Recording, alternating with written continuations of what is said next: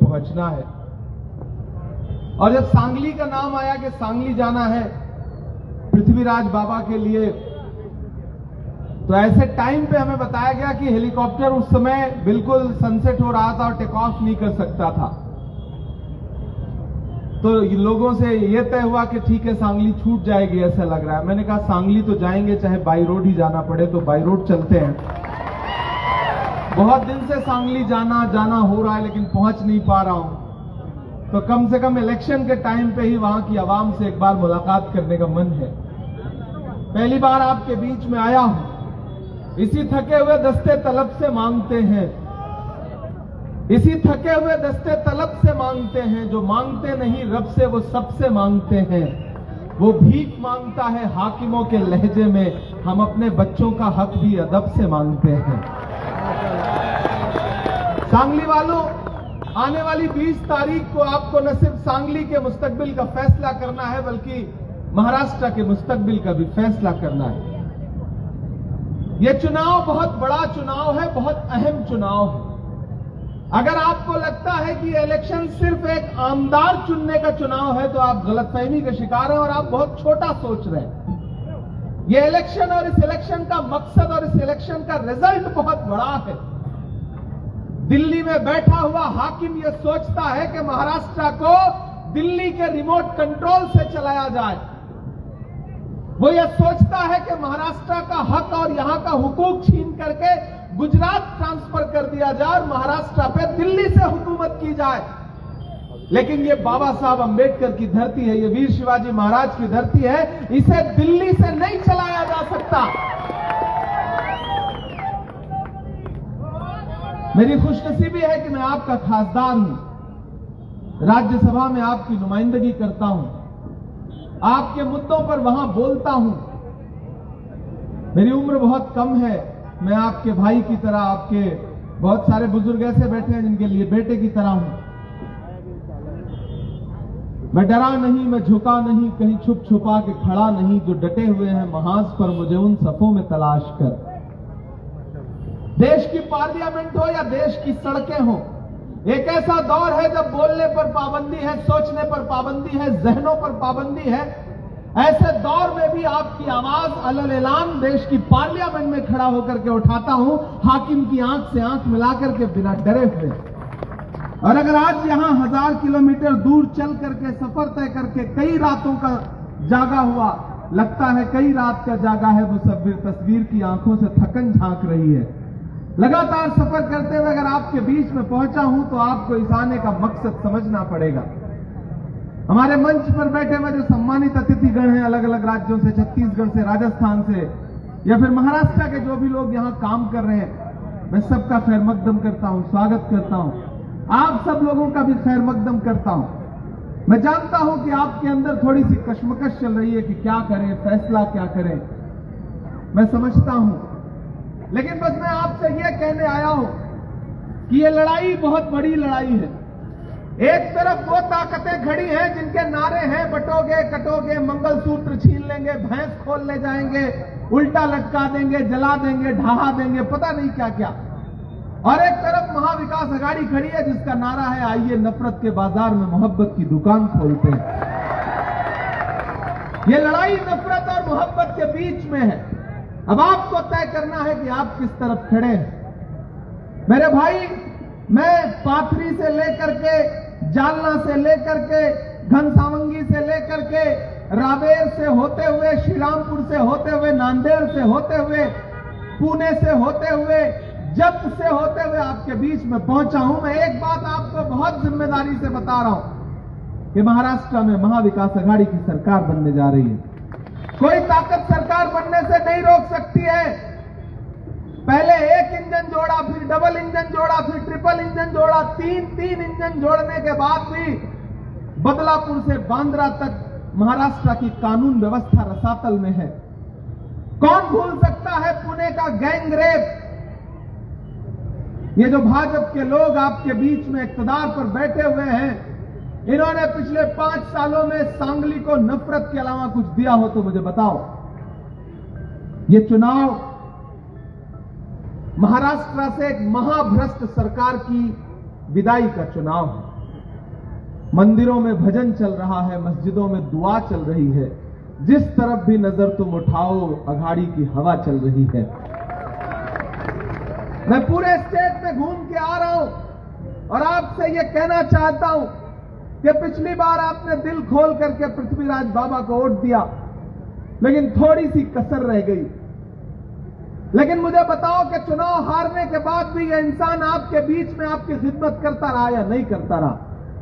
मुसलसल 5 साल आपके बीच में डटे रहे, और जब भी ये आईसीसी आए तब वहां भी मुझसे मिलेंगे, और मिल करके इन्होंने ये हमेशा फिक्र जताई कि सांगली के डेवलपमेंट के लिए फ्यूचर में कुछ ना कुछ करना है।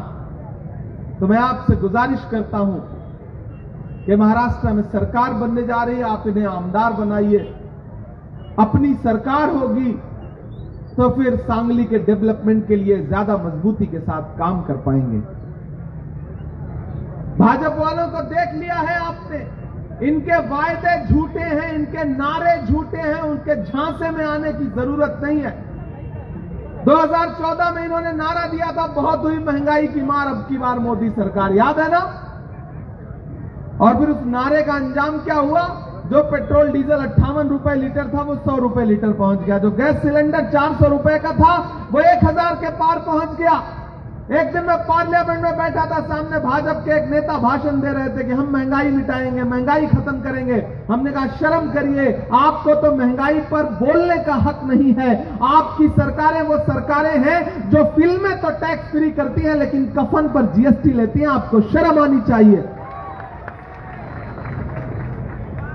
तो भाजपा से तो आप बिल्कुल कोई उम्मीद ही मत करिए। नादान हो, इस दौर में क्या ढूंढ रहे हो तुम? जहर की शीशी में दवा ढूंढ रहे हो? तवक्को ही मत करिए, उम्मीद ही मत करिए सांगली वालों। इस बार महाविकास अघाड़ी एकजुट होकर के, हाथ का पंजा है और हाथ के पंजे में मशाल है, और तुतारी बजाइए, बिगुल बजाइए, नगाड़ा बजाइए और जितने गद्दार हैं उनको भगाइए। बौखलाए हुए हैं, प्रधानमंत्री जी हो, गृह मंत्री जी हो, मुख्यमंत्री जी हो, उप मुख्यमंत्री जी हो, चुप मुख्यमंत्री जी हो, सब परेशान है, सब परेशान है। आज जब मैं जट में उतरा तो हेलीकॉप्टर को ऐसे फ्लाइंग स्क्वाड ने आके घेरा कि पता नहीं कौन सी दौलत लेके जा रहा हूं मैं। बोले बैग चेक होगा। हमने कहा हमारे पास बैग है ही नहीं, आप चेक कर लो। शायर आदमी हूं, सांसद बन गया हूं, लेकिन पैसे वैसे तो है ही नहीं, तो लेके कहां जाऊंगा? फिर वो बैग चेक करने लगे तो मैंने उनसे कहा कि आप उद्धव ठाकरे जी का बैग चेक कर रहे हैं, मेरा बैग चेक कर रहे हैं, लेकिन एक भी विजुअल ऐसा नहीं आ रहा है जब आप नरेंद्र मोदी जी, अमित शाह जी या फिर मुख्यमंत्री का बैग चेक कर रहे हो, देवेंद्र फडणवीस जी का बैग चेक कर रहे हो। सिर्फ अपोजिशन के बैग चेक करिएगा। मेरे भाई, ये चुनाव बहुत जरूरी चुनाव है, इसलिए आपसे गुजारिश है कि पृथ्वीराज बाबा को अपना एक एक वोट देकर के 20 तारीख को आमदार बनाइए, इन्हें असेंबली में पहुंचाइए। ये वहां असेंबली में आपके मुद्दों पर लड़ेंगे, ये हम आपको यकीन दिलाते हैं। और आपसे एक बहुत छोटी सी बात कहता हूं, मेरी उम्र बहुत कम है, लेकिन मैं कोशिश करूंगा कि थोड़ी सी संजीदा बात कर सकूं आपसे। महान बादशाह सिकंदर ने यूनान फतेह किया। यूनान जीतने के बाद वो जीत का जश्न मनाने के लिए शहर की सड़कों पर निकला, तो उसने देखा कि पूरा शहर तो जश्न मना रहा है, लेकिन एक फकीर आदमी सड़क के किनारे चादर तान के बेखबर सो रहा है।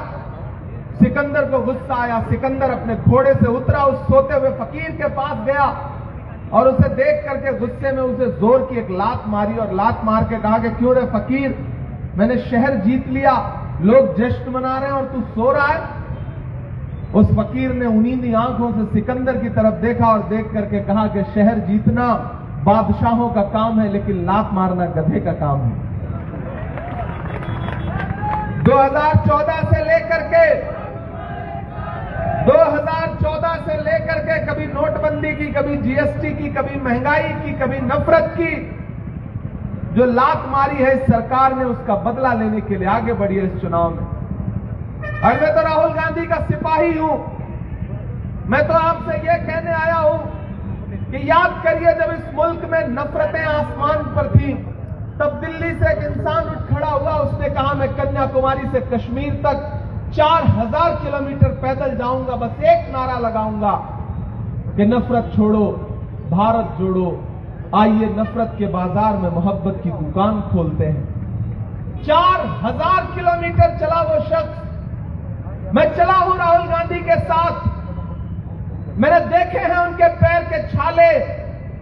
जब मैं उनके साथ चलता था तो मुझसे मीडिया के साथी कहते थे कि इमरान साहब आप शायर हैं, आप राहुल गांधी के साथ चल रहे हैं, आप क्या कहेंगे? तब मैं कह देता था कि जो हर जालिम से टकराएगी वो आंधी बनाऊंगा, जो हर जालिम से टकराएगी वो आंधी बनाऊंगा, नए अंग्रेज आए हैं नया गांधी बनाऊंगा।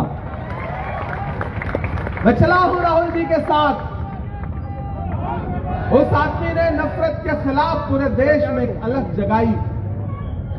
तो आप तो इस बात पर ईमान रखते हो ना कि मजदूर का पसीना सूखने से पहले उसकी मजदूरी उसे दे दी जाए, रखते हो या नहीं रखते हो? मैं रखता हूं इस बात पर ईमान। ये हमारे बुजुर्गों का कौल है कि मजदूर का पसीना सूखने से पहले उसकी मजदूरी उसे दे दी जाए।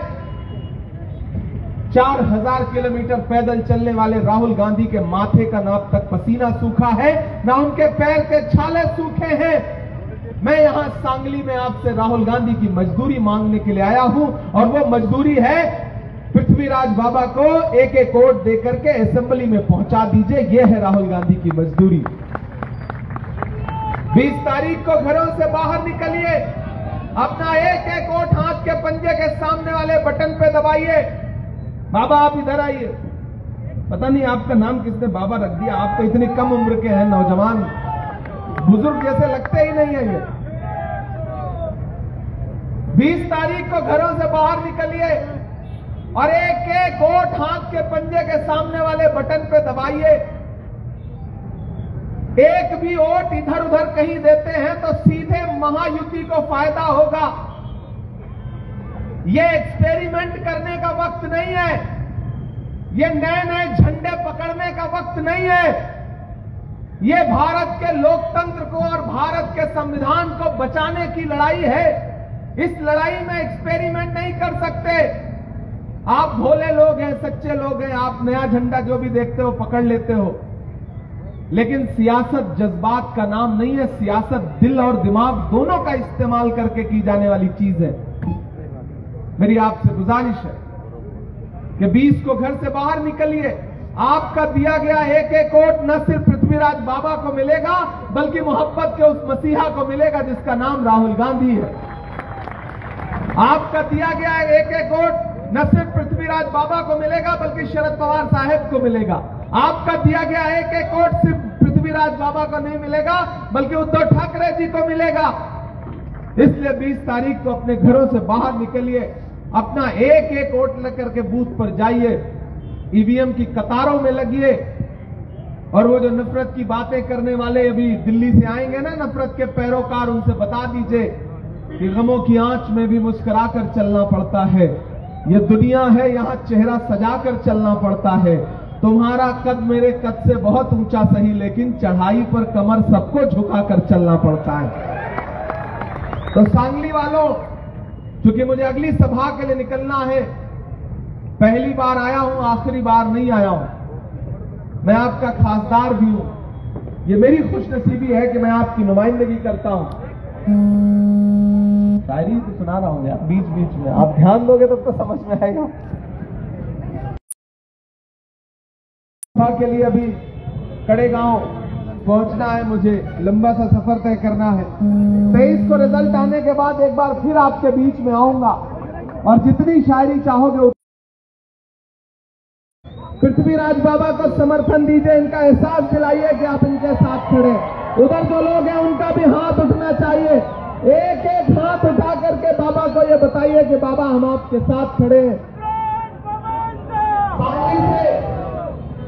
कांग्रेस पार्टी को, महाविकास अघाड़ी को जिताइए। मैं 23 के बाद आपका शुक्रिया अदा करने के लिए फिर आऊंगा। बहुत बहुत शुक्रिया।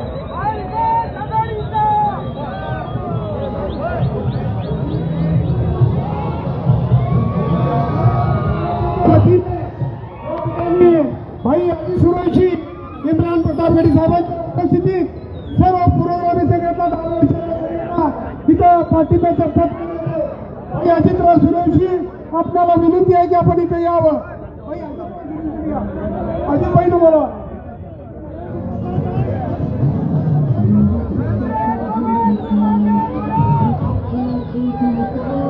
महाराष्ट्र प्रदेश मुस्लिम आरक्षण कृती समितीच्या वतीनं एक निवेदन इम्रान प्रतापगडी यांना दिलं जाते.